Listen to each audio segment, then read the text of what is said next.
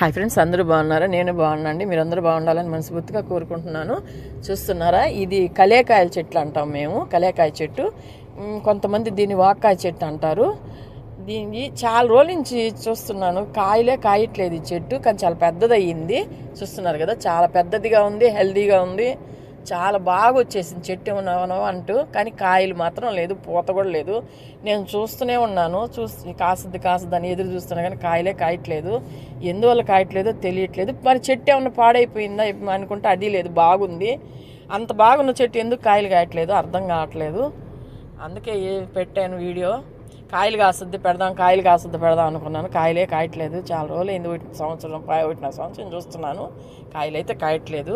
చూస్తున్నారా, ముళ్ళులు చూడండి ఎలాగున్నాయో, గుచ్చుకుంటున్నాయి. చెట్టు మాత్రం చాలా బాగుంది, మంచిగా ఎదిగింది, మంచిగా వస్తుంది. మరి కింద వేస్తున్నాము, అందువల్ల ఏమన్నా తొందరగా కాయలు కాయలేదేమో.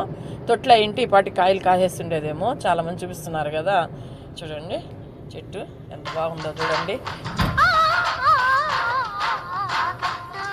చూస్తున్నారు కదా, చెట్టు బాగుంది కదా. అందుకని ఈ వీడియో పెట్టాను. కాయలు గసా పెడదాం అనుకున్న వీడియో నచ్చినట్టయితే లైక్ చేయండి, షేర్ చేయండి, సబ్స్క్రైబ్ చేయండి. ఉంటాను.